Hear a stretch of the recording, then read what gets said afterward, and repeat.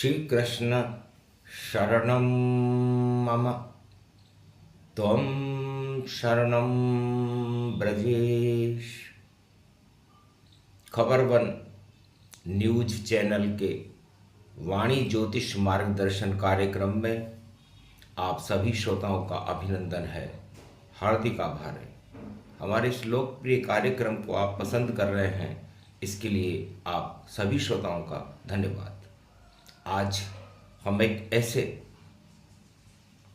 ज्योतिषीय सूत्र पर विवेचना कर रहे हैं जो प्राय ज़्यादातर हर कुंडली में पाया जाता है। हमारी कुंडली में ग्रह पाप दोष, श्राप दोष, राज दोष और कई तरह के योग बनाते हैं। उन योगों में एक योग सबसे ज़्यादा कुंडली में पाया जाता है, उसे कहते हैं गुरु और राहु का चांडाल योग। देवताओं का श्राप, देवताओं के कार्य में किए गए कोई विघ्न, इसे हम गुरु और राहु के चांडाल दोष में हमें देखने को मिलता है।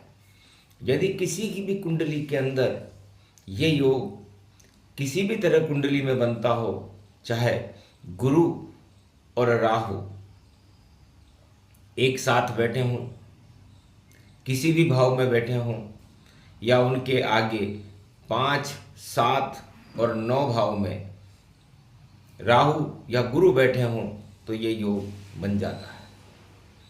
ये योग कुंडली के अंदर गुरु हमारे शरीर को ही कहते हैं।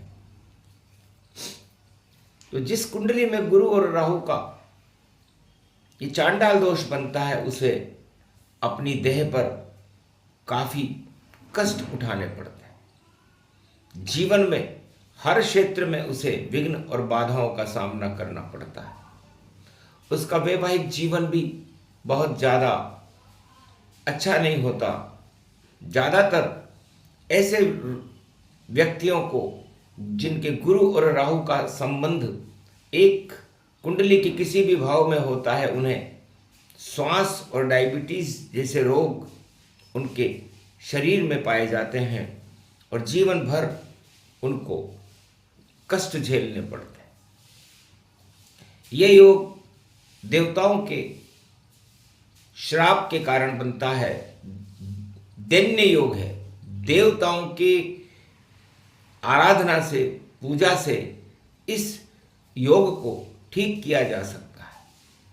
आदमी ज़्यादातर बहुत ज़्यादा झूठ बोलने वाला होता है और उसको आर्थिक, दैहिक, दैविक और भौतिक तीनों तरह के संकट उसके जीवन में हमेशा बने रहते हैं।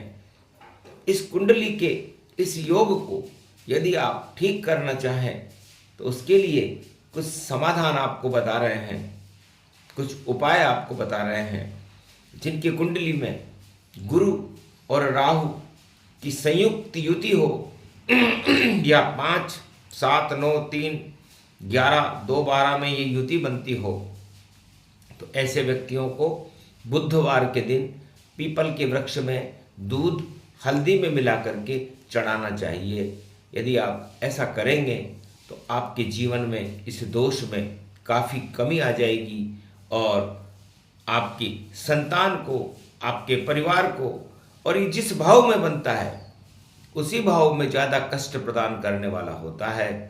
इसलिए गुरु राहु के इस प्रभाव को समाप्त करने के लिए आप उपाय करें और देवताओं की आराधना करें।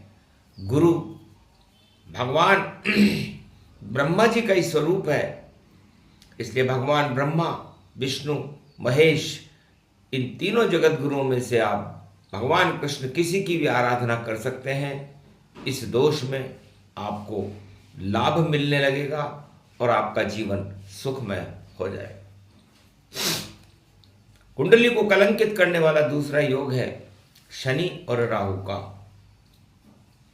शनि हमारे कर्म है और राहु उसमें विकृति है।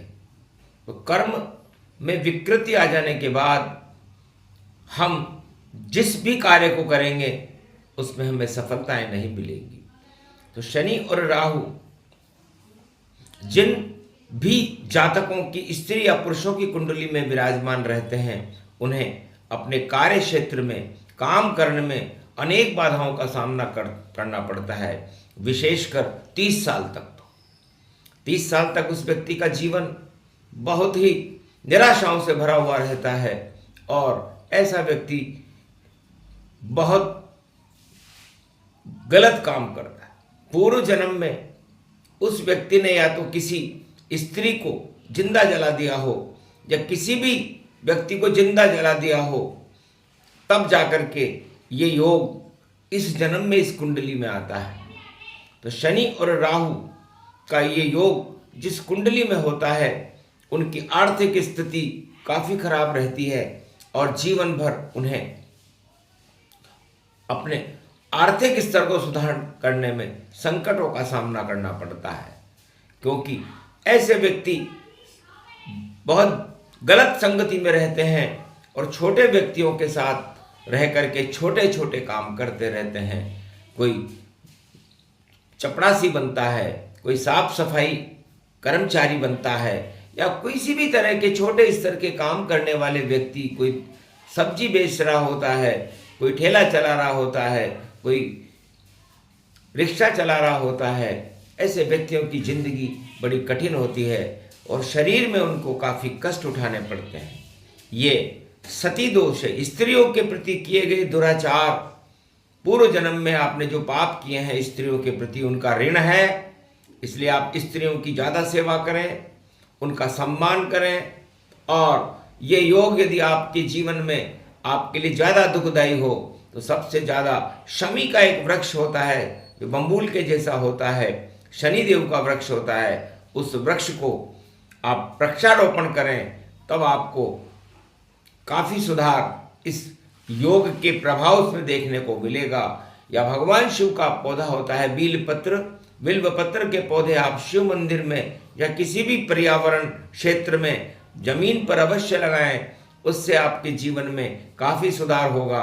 वरना शनि राहु वाला व्यक्ति हमेशा अभाव की जिंदगी जीता है, शरीर पर उसे काफ़ी कष्ट उठाने पड़ते हैं, क्योंकि ये एक प्रेत दोष के समान कार्य करता है।